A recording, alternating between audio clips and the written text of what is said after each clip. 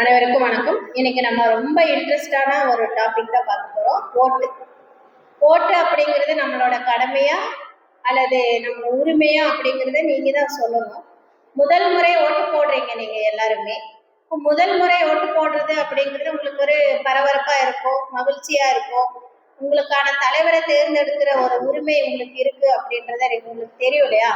அப்ப எந்த மாதிரி தலைவர்களை நம்ம தேர்ந்தெடுக்கலாம், எந்த மாதிரி சட்டத்திட்டங்கள் மாற்றி அமைக்கலாம், எந்த மாதிரி தலைவர்கள் வேணும் அப்படிங்கிறத நீங்க சொல்லலாம். இன்னும் 2-3 மாசத்துல இந்த ஓட்டு வருது இல்லையா? இந்த ஓட்டுனால நம்மளோட வாழ்க்கை தரம் எப்படி மாறும் அப்படிங்கிறத நீங்க சொல்லலாம். இப்போ இருக்கிற காலத்துல எல்லாமே இன்ஸ்டண்டா கிடைக்குது, எல்லாம் சீக்கிரமா கிடைக்கணும் அப்படின்றதா நம்மளோட எல்லாத்தோட எதிர்பார்ப்பும் இருக்கு. அதுக்குரிய காலகட்டம் அமைஞ்சிருக்கா அப்படின்றத பார்க்கணும். அதை எப்படி மாத்தலாம் அப்படின்றத நம்மளோட ஒரு ஓட்டு வச்சு தீர்மானிக்கும் இல்லையா? அந்த ஓட்டு யாருக்கானது, எப்படி இருக்கணும் அப்படின்றத நீ முடிவு பண்ணிருப்ப. இப்போ ஓட்டோட அவசியம் என்ன, முக்கியத்துவம் என்ன அப்படிங்கறத பத்தி நீங்க சொல்லலாம். சரிங்களா? முதல்ல அஸ்வின் சொன்னா நல்லா இருக்கும்னு நான் நினைக்கிறேன். வணக்கம் மேம். இந்த ஆப்பர்ச்சுனிட்டி எடுத்ததுக்கு. அதாவது நம்ம நாட்டுல ஏன் ஓட்டு முதல்ல ஒரு முக்கியம்னா, நமக்கு அது ஒரு மனுஷனுக்கான அது ஒரு ஜனநாயக உரிமைங்கிறது. இப்போ ஒவ்வொரு தொகுதி ஏன் இப்போ மொத்தமா தமிழ்நாடுக்குன்னு ஏன் ஒரே ஒரு தொகுதி இல்லாம 234 தொகுதிகள் இருக்குன்னா, அந்தந்த ஏரியாவுக்கு ஒரு எம்எல்ஏ அப்படின்னாலும் அந்தந்த ஏரியாவுக்கு உள்ளது. இப்ப நான் இந்த இடத்துக்கு தலைவனா இருக்கேன்னா நான் கரெக்டா இருக்கும் அந்த இடத்துக்கு அப்படின்னு சொல்லி அந்த ஒவ்வொரு 234 தொகுதிகள் நம்ம தமிழ்நாட்டுல இருக்கு. அது போக ஒருத்தனை சிறந்தது ஏன் நம்ம தேர்ந்தெடுக்கிறோம்னா அவன் மேல ஒரு நம்பிக்கை இருக்கும். அந்த கட்சிகள் மேலனாலும் சரி, அவர் மேலனாலும் சரி, அந்த நிக்கிற கேண்டிடேட்னாலும் சரி, தனிச்சு நிக்கிறவங்கனாலும் சரி, எல்லாம் பெரிய பெரிய ஆளுங்கட்சிகள், எதிர்கட்சிகள், முன்னாடி ஆண்ட கட்சியில கூட இருக்கலாம். அவங்க நிப்பாட்டி யார் நிப்பாட்டுறாங்க, என்ன ஏது, அவங்க கட்சிகளோட கோட்பாடு என்ன ஏதுன்னு பார்க்கணும். நமக்கான இது அந்த கட்சிகளுக்கு இருக்கா, நம்ம நாட்டை முன்னேற்றதுக்கான இருக்கா, நம்ம ஏரியாவுக்கு முன்னேற்றது இருக்கா, அவர் எப்படி இருப்பாரு ஆட்சியில இருந்தாருன்னா அப்படின்னு பார்த்து ஒவ்வொருத்தரும் அவன் ஓட்டு பார்த்து தானா. ஆல்ரெடி நம்ம தமிழ்நாட்டோட கடன் 4 லட்சம் கோடி கிட்ட வந்துருச்சு மேம். அதை எப்படி குறைப்பா, யாரு குறைப்பா, எந்த மாதிரி யார் ஆட்சிக்கு வந்தா நல்லா இருக்கும் அப்படின்னு தன்னோட சிந்தனைக்கு யாருக்கு தோணுதோ அவங்க நினைச்சு கரெக்டான வாக்கு அன்னைக்கு செலுத்தினா நல்லா இருக்கும். ஓட்டு முதல் தலைமுறை ஓட்டு அப்படின்னு ஒண்ணு இருக்கு இல்லையா? அந்த தலைமுறை ஓட்டுகள் எப்படி இருக்கு அப்படிங்கிறது நீங்க தான் இந்த ஓட்டு அப்படிங்கிறது பெண்களுக்கான உரிமை இல்லையா? முன்னால காலத்துல எல்லாம் பெண்களுக்கு நடமாட்ட கூட வாய்ப்பு இருந்த ஒரு இடத்துலதான் நம்ம இருந்திருக்கோம். எவ்வளவோ மாற்றங்கள் வந்துருச்சு. இன்னும் அந்த மாற்றங்கள் சரியா வந்திருக்கா அப்படின்னு பார்த்தோம்னா நிச்சயமா அது இல்லை அப்படின்னு தான் சொல்ல முடியும். மேலோட்டமா பார்க்கும்போது ஆணுக்கு பெண் சமமா இருக்கிற மாதிரிதான் இருக்கு. ஆனா அது கொஞ்சம் கம்மியா இருக்கு இல்லையா? அது எந்த அளவுக்கு கொஞ்சம் மாற்றங்கள் வரலாம் அப்படிங்கிறது பெண்கள் சொன்னா நல்லா இருக்கும் அப்படின்னு நான் நினைக்கிறேன். இது நம்ம ஓட்டுரிமை மூலமா நம்ம அறிஞ்சுக்கணும் அல்லது தெரிஞ்சுக்கணும் அல்லது உறுதி கொடுக்கணும் அப்படிங்கிறத ஜனநீதி சொல்லுவாங்க. ஃபர்ஸ்ட் மன்னராட்சியிலிருந்து மக்களாட்சியா மாத்துறதுக்கு தான் ஓட்டுரிமைன்னு வந்தது. அது மக்களோட கடமை இல்லாம அது மக்களோட உரிமை. மன்னர்கள் அவங்களோட ஃபேமிலி வழியா ஆட்சி பண்ணாம மக்கள்ல இருந்து ஒருவரா தேர்ந்தெடுத்து அவரு நம்மள ஆட்சி பண்ணணும்ன்றதுதான் மக்களாட்சி. அதுதான் கடமை. இப்ப இருக்க ஜென்ரேஷன்ல யங்ஸ்டர்ஸ் சேஞ்ச் ஆகணும். அந்த முதல்ல அந்த வயசானவங்க அவங்க அந்த தலைமுறை இல்லாம எல்லா இடத்துலயுமே யங்ஸ்டர்ஸா போஸ்டிங் வாங்கணும். அவங்களும் எல்லா மக்களுக்கு எல்லாத்துக்கும் தெரிஞ்சுக்கணும். அதே மாதிரி பாலிடிக்ஸ்ல ஆண்கள் மட்டும் இல்லாம பெண்களும் உள்ள வரணும்.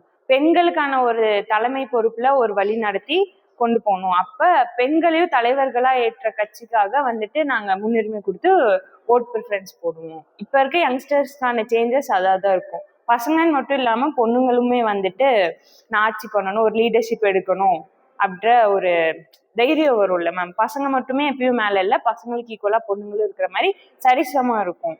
ஆண்கள் பெண்கள் வித்தியாசம் இல்லாம எல்லாருமே ஒரே இதா நம்ம மக்கள் நம்ம நாடுன்னு இருக்கிற மாதிரி இருக்கணும். அந்த சேஞ்சஸ் தான் இப்ப தேவைப்படுது. அந்த மாதிரி இதுக்குதான் ஃபர்ஸ்ட் ஓட்டர்ஸ் அதிக ப்ரிஃபரன்ஸ் தராங்க. பெண் பெண்களுக்கான ஓட்டு சொன்னாங்க. 33% ஓட்டு தான், அதாவது வாய்ப்புகள் தான் நம்ம இந்தியாவில் 33% தான் பெண்கள் ஓட்டுலையோ அல்லது அரசாட்சியிலோ பங்கு பெறலாம் அப்படிங்கிற ஒரு சட்டம் இருக்கு. அந்த சட்டத்திலேயே 33% அப்படிங்கிறது 133 பேர் இல்லையா? ஆனா 33 பேர் இருக்காங்களா அப்படின்னு பார்த்தோம்னா நிச்சயமா இல்லை. 2 பேர் 3 பேர் அல்லது குறைஞ்சபட்சம் 3 பேர், நிறைவா அப்படின்னு பார்த்தோம்னா 10 பேருக்குள்ள இருக்காங்க. அப்போ பெண்கள் நமக்கான ஓட்டுரிமை வாக்களிக்கிறோம் யாருக்கோ அப்படின்றத விட நம்ம ஒரு மக்கள் பிரதிநிதியா இருந்து அந்த முன்னெடுப்பை நம்ம வழிநடத்தி போற ஒரு தலைமை பொறுப்பு நமக்கு வேணும் அப்படின்றத இந்த ஓட்டுரிமை நமக்கு சொல்லப்படும். யாரோ ஒருத்தங்களை நம்ம தேர்ந்தெடுக்கிறது நம்ம ஒரு தலைவரா இருந்து மக்களை வழிநடத்துற பொறுப்பு பெண்களுக்கும் வேணும், ஆண்களுக்கும் வேணும். பெண்களுக்கு கொஞ்சம் அதிகப்படியா வேணும் அப்படிங்கிறத நான் இந்த இடத்துல முன்வைக்கிறேன். அப்போ பெண்கள் முதல் தடவையா ஓட்டு போடுறீங்க அப்படின்னா அதற்குரிய கடமையை தனக்கான ஒரு உரிமை அந்த இடத்துல நிலைநாட்டப்படுமா அப்படிங்கிறத கொஞ்சம் சிந்திச்சு பார்த்து பண்ணணும்.